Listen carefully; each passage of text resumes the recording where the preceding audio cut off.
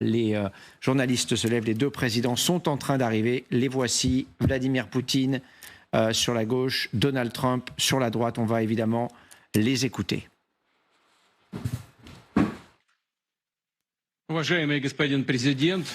Monsieur le Président, Mesdames et Messieurs, nos pourparlers se sont déroulés dans l'atmosphère constructive et mutuellement respectueuse.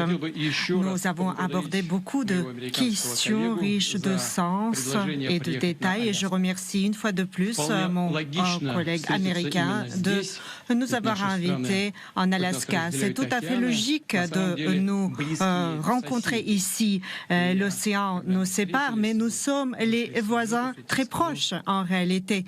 Et quand je suis descendue de l'avion, j'ai dit « Bonjour, mon cher voisin, je suis ravie de vous voir en bonne santé et bien vivant. » Et vous voyez, entre voisins, je pense que cette phrase est tout à fait bienveillante.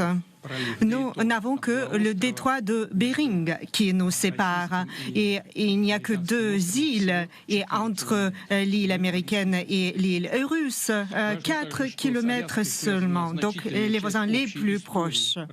Et en Alaska, il y a beaucoup de moments historiques qui nous unissent et l'héritage culturel de l'Amérique russe persiste. De nombreux églises orthodoxes et d'autres monuments d'origine russe et qui portent les noms d'origine russe. Et puis, bien sûr, cette voie aérienne qui permettait de lier les 2 pays pendant la Seconde Guerre mondiale dans le cadre de Crazy Buy Lend-Lease. Et nos aviateurs ont tout fait pour rapprocher la victoire et l'ont fait au péril de leur vie. Et à Magadan, nous avons le monument qui commémore les aviateurs russes et américains. Nous avons les 2 drapeaux russes et américains. Et je sais qu'ici, il y a le même monument. Il y a les monuments en hommage aux aviateurs soviétiques qui ont rempli leur devoir héroïque. Et nous remercions les autorités américaines locales de sauvegarder la mémoire de ces aviateurs, de ces héros, ces nobles. Et nous avons la mémoire de nombreux autres moments dans l'histoire où nos pays ont été ensemble en combattant l'ennemi. Et bien sûr, cet héritage nous permettra de restaurer et de développer nos relations et continuer à le faire, même dans les conditions les plus épineuses. Vous savez que pendant les 4 années, il n'y a pas eu de rencontre russo-américaine et ces dernières années nous ont montré que les relations sont descendues au point le plus bas, même de la guerre froide, ce qui ne sert pas les intérêts de nos pays. Et bien sûr qu'il fallait corriger la situation et de passer de la confrontation au dialogue. Et donc cette rencontre personnelle entre les 2 chefs d'État était attendue et nécessaire. Et il fallait la préparer méticuleusement et ce travail a été mené à bien. Et avec le président Trump, nous avons de très bons contacts directs et nous sommes entretenus à de nombreuses reprises par téléphone. Et l'envoyé spécial présidentiel, M. Witkoff, a visité la Russie à de nombreuses reprises. Et puis, bien sûr, nos ministères des Affaires étrangères ont aussi eu beaucoup de contacts. Et bien sûr, une des questions clés concernait l'Ukraine. Nous voyons que l'administration américaine et le président Trump désirent de favoriser le règlement du conflit. Et bien sûr que j'ai déjà dit que la situation en Ukraine concerne aussi les menaces fondamentales pour notre sécurité. Et bien évidemment, il s'agit des deux peuples frères. Nous avons les mêmes racines et tout ce qui se passe est une tragédie et une douleur pour nous tous. Par conséquent, notre pays est sincèrement intéressé par l'approche qui mettrait fin à ce qui se passe. Et bien sûr que nous voulons que ce règlement du conflit ukrainien soit durable et donc toutes les causes profondes de la crise doivent être éliminées. Il faudrait que toutes les préoccupations de la Russie soient prises en compte et l'équilibre de sécurité en Europe devrait être rétabli. Et je suis d'accord avec le président Trump aujourd'hui en disant qu'il faut aussi assurer la sécurité de l'Ukraine. Nous sommes prêts à y travailler également.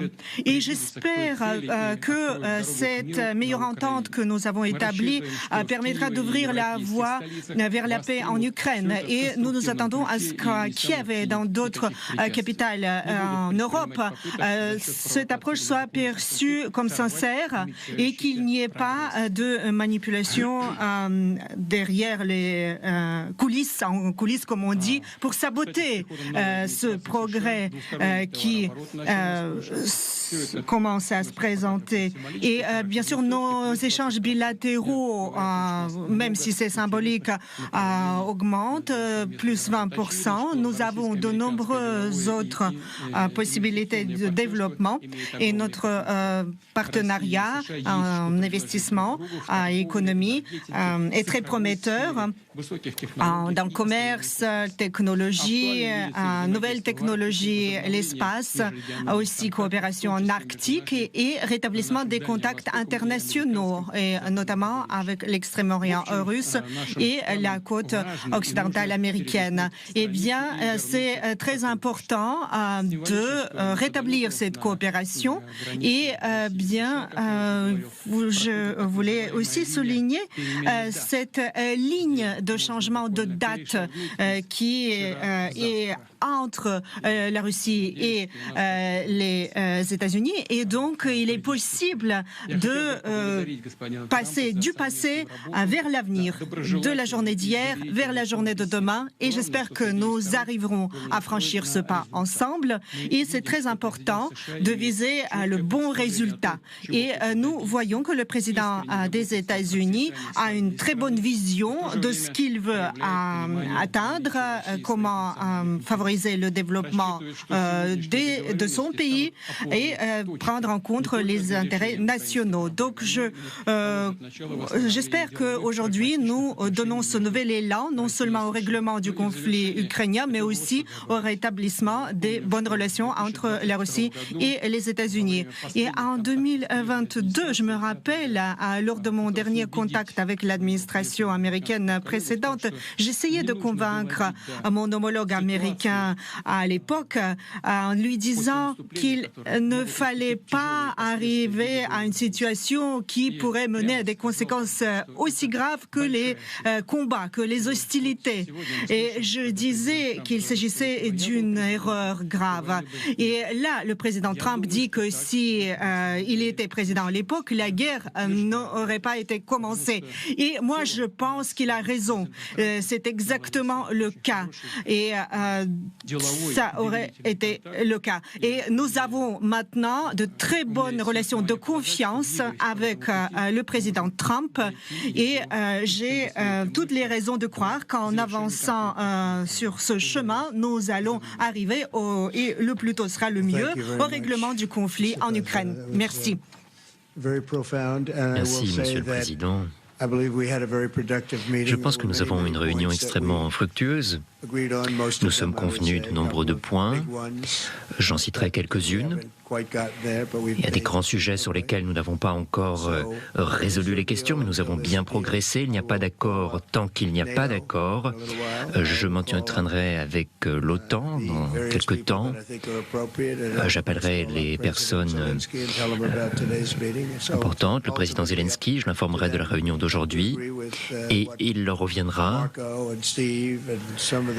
de voir avec Marco et avec Steve et avec ces personnes extraordinaires de mon gouvernement qui sont ici aujourd'hui, avec Scott, John, Ratcliffe. Merci d'être là. Nous avons des leaders extraordinaires aujourd'hui qui font un travail formidable. Nous avons également des représentants des entreprises russes ici. Et vous savez, tout le monde veut un accord avec nous. Nous sommes redevenus le pays le plus en vue dans le monde en très peu de temps et nous nous faisons un plaisir d'avancer. Nous avons vraiment fait des progrès exceptionnels aujourd'hui. J'ai toujours eu une excellente relation avec le président Poutine, avec Vladimir. Nous avons eu des réunions difficiles, des bonnes réunions. Alors il y a eu ce scandale sur la Russie qui était monté de toutes pièces, alors ça a un peu ralenti les choses. Je ne sais pas si il a vu les choses comme ça, il en a vu bien des choses pendant sa carrière, mais il y a eu ce scandale avec la Russie et on savait que c'était monté de toutes pièces. En tout cas, c'était criminel, mais en tout cas, c'était un peu plus dur pour nous, pour notre pays, pour les entreprises, pour les choses que nous aurions aimé faire. En tout cas, quand ça sera terminé, il y aura une bonne chance. Très rapidement, je vais téléphoner et je vais informer mes partenaires. Nous avons eu en tout cas une réunion extrêmement productive. Nous sommes convenus d'un certain nombre de points.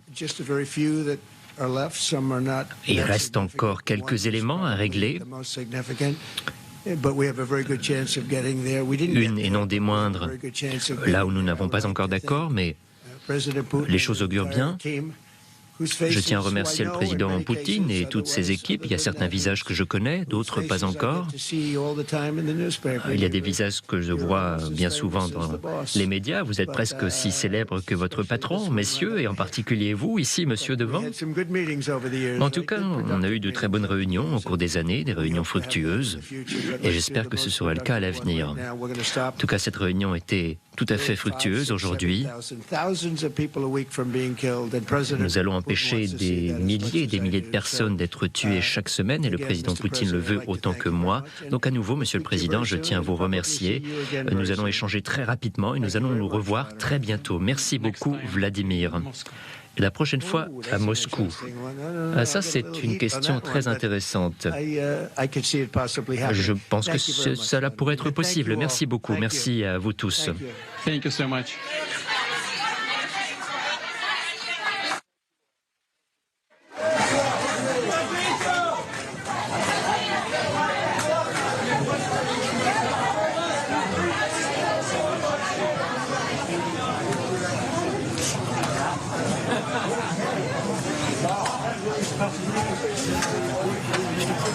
Voilà, écoutez, vous venez de suivre en direct donc les déclarations des deux présidents, Vladimir Poutine d'abord, puis Donald Trump ensuite. Le premier a parlé environ 10 minutes, le second 4 minutes seulement.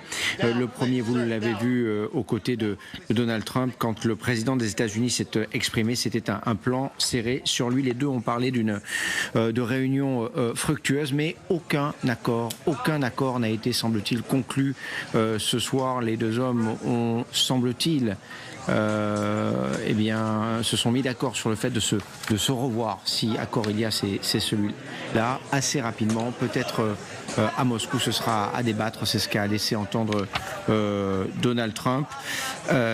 Une réaction entendue sur ce plateau juste à la fin du discours de Donald Trump. C'est tout. C'est ce que vous avez dit, Elisabeth, c'est tout. C'est tout. Ils nous ont fait miroiter un certain nombre de choses. Déplacer quand même Poutine et même Trump avec tout ce sommet était surtout pour Trump une façon de se rattraper pour toutes les promesses qu'il avait fait d'arrêter la guerre en Ukraine, y compris en intérieur. Et on s'en sort après plusieurs heures avec pas grand-chose. Alors, je vais préciser deux choses. D'abord, la première, c'est qu'il devait y avoir, à l'issue de ces déclarations, des questions ou un temps pour des questions posées par les journalistes. Et ces questions, vous l'avez vu, n'ont pas été posées. Les deux présidents ont donc quitté cette salle de conférence de presse assez directement. Est-ce qu'on peut parler ce soir, je vais vous poser la question à tous les quatre, de flop ? Non, je ne pense pas qu'on puisse parler de flop, mais par contre, on n'a pas les détails. Donc ça, c'est quand même un point essentiel, c'est qu'il parle de progrès exceptionnels. Donc mais lesquels, on n'en a aucun détail. Donc il y a quand même ça. Je pense que s'il n'y a pas eu de réponse aux questions des journalistes, c'est qu'il y a des discussions qui vont se poursuivre, que ce soit entre les Russes et les Américains, ou que ce soit, comme Trump a dit, avec les membres de l'OTAN et avec Zelensky. Et peut-être qu'il faudra attendre encore quelques jours, quelques semaines, voire même le prochain sommet pour en savoir davantage. Mais là, clairement, c'est des deux discours un peu langue de bois des deux côtés, mais qui promettent et assurent qu'il y a eu des progrès très importants sans nous en dévoiler le moindre. Violeta Moscalou, bonsoir. D'abord, merci d'être avec nous cette nuit. Votre réaction, vous, à ce que l'on vient de vivre en direct, ce sommet qualifié d'historique par le président des États-Unis. C'était pas la photo de la honte, c'était le sommet de la honte pour moi, parce que dérouler le tapis rouge, de la façon dont on a vu les sourires dans la voiture, en fait tout ce qu'on a vu, l'accueil qui a été fait tellement extraordinaire pour Poutine, on se disait bon, au moins que ça serve à quelque chose en fait, parce que déjà on lui a fait cadeau de cette rencontre. Il y aurait pu avoir quelques conditions, au moins ce sommet aurait pu être conditionné, au moins ne serait-ce que rendre les enfants kidnappés par les Russes, enfin, ou faire un échange de prisonniers, tous contre tous. Et là, ce qui m'a choqué le plus, en fait, c'est la phrase de Poutine qui dit les Russes sont prêts à assurer la sécurité de l'Ukraine. Ça me dégoûte au plus profond de mon cœur, parce que c'est le monde à l'envers, en fait, je veux dire. C'est eux qui ont agressé l'Ukraine déjà depuis 2014. Et aujourd'hui, après toutes les atrocités, les barbaries, les bombardements, tout ce qu'on a vu, les milliers, les centaines de milliers de victimes, ils osent dire que c'est les Russes qui vont assurer la sécurité de l'Ukraine, en fait. Hein. Et puis Donald Trump, malheureusement, tout ça pour ça, quoi, en fait. Il n'a pas contesté cette phrase. Il n'a rien contesté. Il a juste redit. Ils sont tous formidables. Poutine est formidable. Son équipe est formidable. Les mecs de Poutine, l'équipe de Poutine au premier rang, ils sont tous formidables. Visage célèbre comme votre patron. Donc, j'aimerais bien les voir tous ces visages sur le banc de la Cour pénale internationale un jour, quand il y aura responsabilité quand même pour. On peut pas. Je ne peux pas imaginer qu'on reste dans l'impunité totale avec toutes ces crimes qui ont été commis, en fait. C'est juste pas possible. Et donc, tout ça pour ça, en fait, je veux dire, quel progrès exceptionnel. S'il y avait eu il n'y a pas d'accord, donc ils ont fait...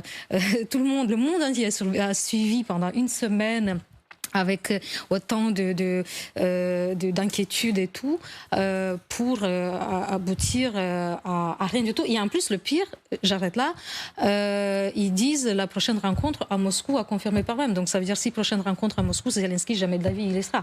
Donc Poutine, en fait, Trump a renié toutes les petites choses sur lesquelles il semblait mercredi, après le sommet les États-Unis, qu'ils s'étaient mis plus ou moins d'accord.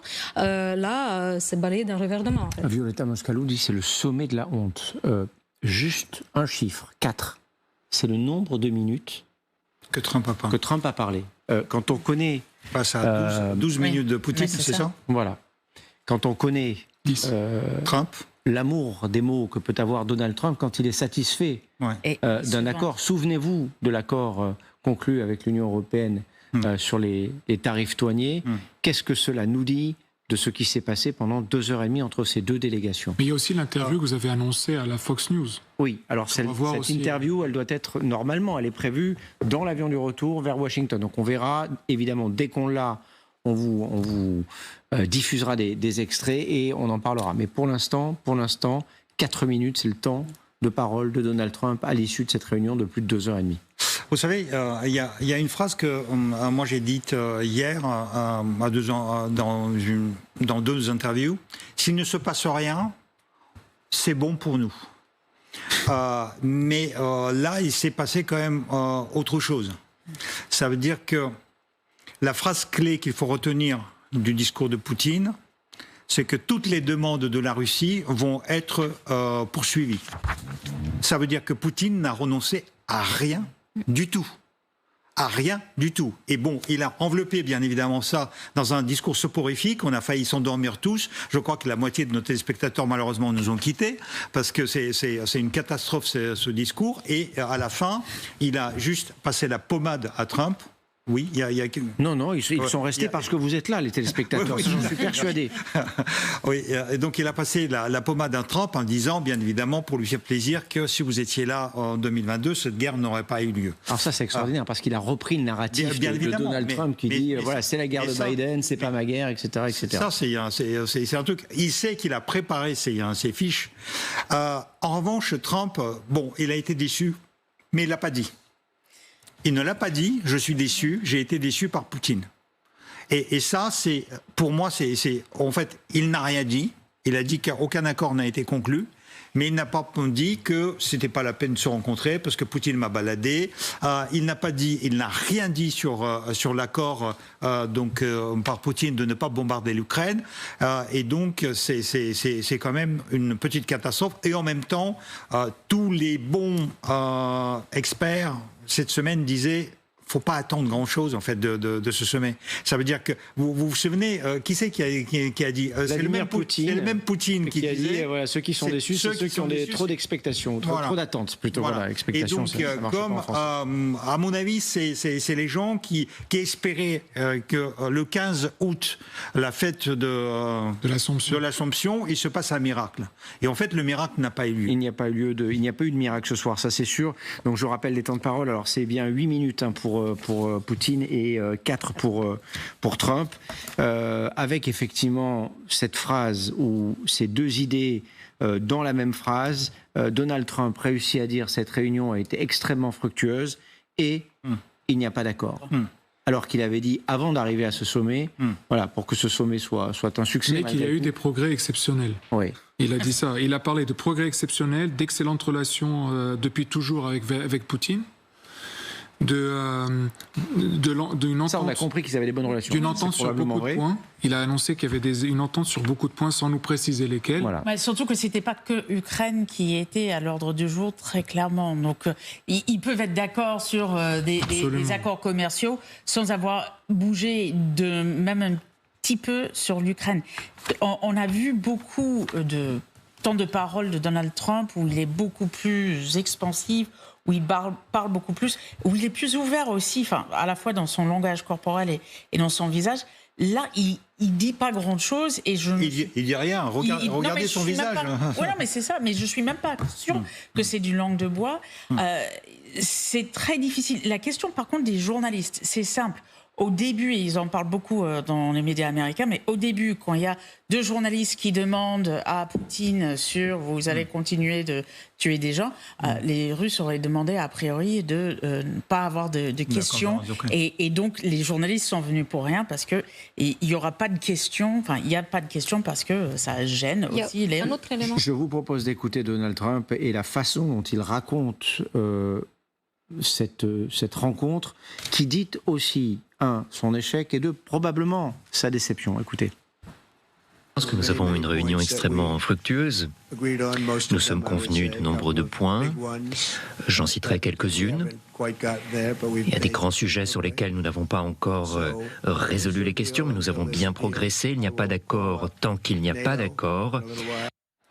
Voilà, donc il dit tout et son contraire dans une seule phrase. Il y a autre chose qu'il a oublié, en fait. Il a dit qu'il allait appeler ses partenaires et il a parlé de l'OTAN, il a parlé de Zelensky, il n'a pas parlé de l'Europe. Oui. Alors peut-être qu'il mélange l'OTAN et l'Europe, c'est possible aussi. Certains sont à la fois européens et dans l'OTAN, ça c'est on dit d'ailleurs qu'il a possibilité. Passé un coup de fil quand même à Zelensky avant de venir à ce dans les médias. Oui. Alors c'est Fox News qui disait tout à l'heure qu'il avait s'était entretenu par téléphone avec Volodymyr Zelensky et avec certains responsables européens.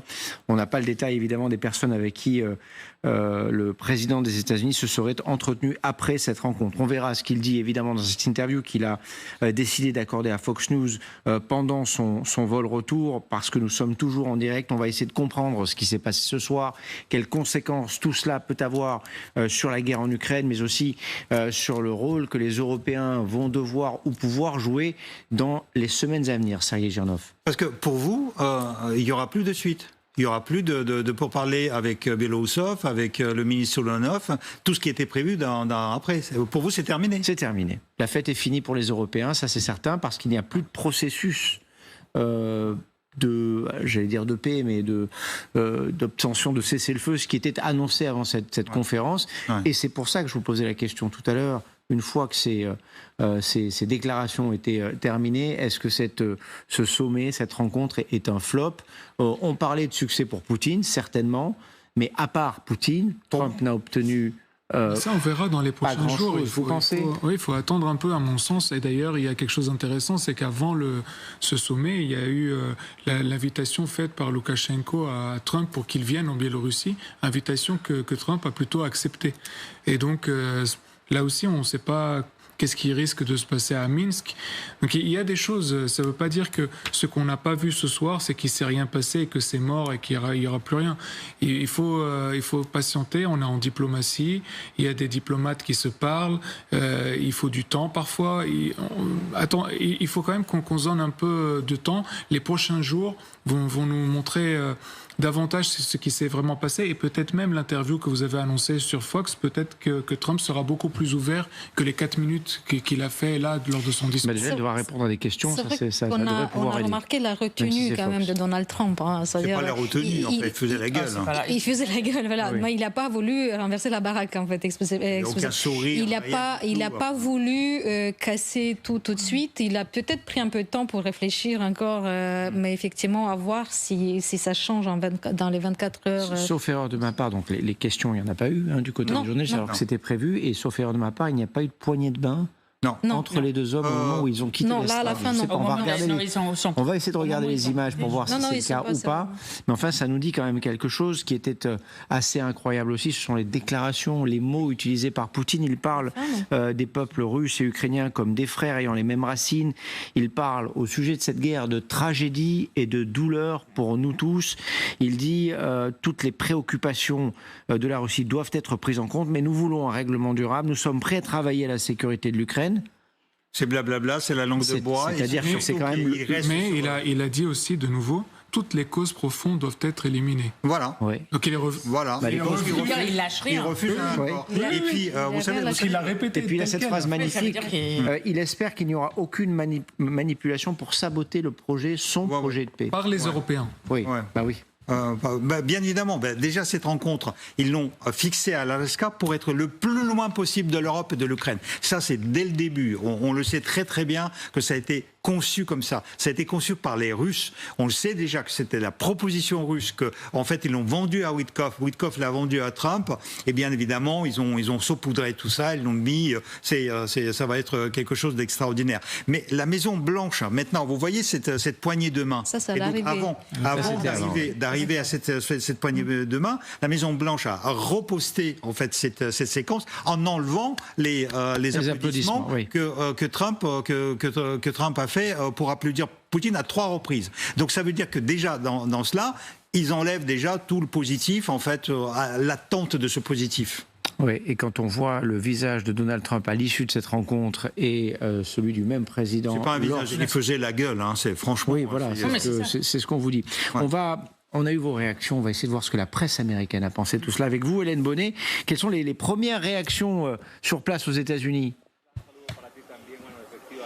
Eh bien, une certaine surprise de la part de la presse américaine, déjà parce que cette conférence est arrivée un petit peu plus tôt que prévu et surtout le contraste entre l'accueil qui a été réservé à Vladimir Poutine, les sourires du début de cette rencontre et puis cette conférence de presse où Donald Trump est resté beaucoup plus stoïque. Le pool presse qui suivait le président relève qu'il est resté dans le regard devant, sans expression, à l'exception du moment où Vladimir Poutine a parlé d'économie. Et puis, ce qui est relevé ici, c'est que pour l'instant, il n'y a absolument pas d'accord, que les deux hommes n'ont pas accordé de questions à la presse, sans doute, disent-ils, pour ne pas rentrer dans les détails. Et puis, autre point, il y a une journaliste qui relève quand même que si Donald Trump était venu chercher ici un prix Nobel, eh bien, vraisemblablement, il ne l'aura pas après cette rencontre, parce que l'objectif principal, quand même, c'était d'obtenir un arrêt des combats et rien de tout cela n'a été annoncé. Merci Hélène, vous revenez nous voir, vous nous rappelez évidemment dès que les choses continuent d'évoluer parce que il y aura encore énormément de réactions dans les minutes et dans les heures qui viennent. Merci aussi à Morgan Pop pour les images. Vous êtes tous les deux en Alaska pour nous faire vivre tout cela en direct. Parce que nous sommes en direct, 1h23, la réunion, la rencontre entre les deux présidents russes et américains est terminée. Ils se sont exprimés à l'issue de cette rencontre 12 minutes au total. 12 minutes, 8 minutes pour Vladimir Poutine, 4 minutes seulement pour Donald Trump qui visiblement était agacé à la suite de cette rencontre. Les deux hommes ne se sont pas serrés la main en se quittant, en tout cas pas devant les caméras. Ils n'ont pas pris le temps de répondre aux questions des journalistes, ce qui était initialement prévu. Tout cela, évidemment, nous dit énormément de choses sur la façon dont ont pu se dérouler ces négociations entre les deux délégations. On nous avait expliqué avant le début... Ils se sont serrés la main. À la fin. Ils se sont serrés la main. J'ai l'impression aussi. Voilà. Bon, alors écoutez, je retire... la phrase. Et il a dit à deux reprises. Non. Voilà, il y a une discussion. On est en train de regarder les images. En tout cas, ils se sont serrés la main avant de se quitter. Ce qui est sûr, c'est qu'évidemment, Donald Trump était beaucoup moins enthousiaste à la fin de cette rencontre qu'avant le début de cette même rencontre. Et que l'ordre du jour est cassé. Maintenant, parce que normalement, après la rencontre... Il devait y avoir des rencontres entre les délégations. Entre les délégations élargies. Donc tout ça s'est annulé. Et donc bien évidemment, les deux repartent chacun de son côté. Donc bien évidemment, c'est une déception. Mais Trump ne l'a pas prononcé. Ça veut dire qu'il n'a pas dit face à Poutine, Vladimir, je suis déçu. Non, mais il l'a remercié 2 fois. Thank you very much, Vladimir. Ouais, 2 fois. C'est ça. Et oui, bonne relation. Même pas Monsieur le Président. D'ailleurs, il s'est repris avec le président de Russie, Vladimir. Donc il y a bien évidemment bonne relation et il a quand même félicité son équipe, encore une fois, les mêmes visages exceptionnels, encore plus célèbres que votre patron. Et tout ça en 4 minutes, donc il n'a pas dit grand chose. Oui, sans reconnaître personne. Mais c'est 1-0 pour Poutine. Ouais. Et il s'est fait balader. Il a voulu voir Poutine, regarder Poutine les yeux dans les yeux, il a vu. Il a pris sur lui, effectivement, pour ne pas réagir à chaud, mais il faut voir comment il va digérer ça. Et c'est vrai que c'est mal parti pour son prix Nobel. Hein. Oui. Mais c'est un Trump bizarre, hein, parce qu'en fait, quand il est déçu, souvent, il réagit tout de suite. Enfin, il le dit, Zelensky, il l'a foutu dehors à la Maison-Blanche quand il n'était pas mécontent. Et là, Poutine, en fait, on dit que la bromance continue encore. Ça veut dire qu'il est déçu, ça se voit, mais il ne le prononce pas, il ne le verbalise pas. Ça veut dire qu'il ne veut pas rompre le contact avec Poutine. Il dit qu'il y aura peut-être une autre rencontre, etc., etc. Donc, il est pas encore... Vous savez, souvenez de sa relation avec Musk. Donc ça a duré, je ne sais pas combien, 8 mois. Et puis après, c'était une rupture totale. Avec Poutine, ce n'est pas une rupture totale actuellement. Il est déçu, il a réobtenu, mais si on veut rester positif, comme vous dites, il y a peut-être quelque chose dans la diplomatie, on ne sait pas tout. Mais ça, c'est intéressant, Michel Fayette, parce que vous êtes le seul ici sur ce plateau à nous dire ce soir, attendons un peu. Voyons ce qui ressort de cette rencontre, une rencontre, et c'est vrai, c'est de la politique, c'est de la diplomatie, tout ne se dit pas, même si Trump dit beaucoup de choses généralement. Nous, notre point d'ancrage, si j'ose dire, c'est les réactions de Donald Trump habituellement. On voit que à l'issue de cette rencontre, dont il a fait beaucoup de publicité, il n'est pas le même homme que l'on connaît depuis son retour à la Maison-Blanche. C'est peut-être son premier échec en direct. Premier échec devant les caméras. Il y en a d'autres d'échecs. Il y a l'affaire Epstein, il y en a probablement d'autres aussi qui sont en train d'arriver. L'économie américaine, il y a un petit point d'interrogation là-dessus. On verra ce qui se passe. Mais en tout cas, là, il a fait la publicité de cette rencontre. Il avait dit il y a 25% de chances que les choses ne se passent pas comme prévu. On est dans ces 25% de chances. Et vous nous dites ce soir, attendons, soyons prudents. Pourquoi ? Oui, soyons prudents. Parce que déjà, vous savez, Donald Trump, il aime bien les réunions rapides. Et là, ça a duré 2h30, c'est assez long.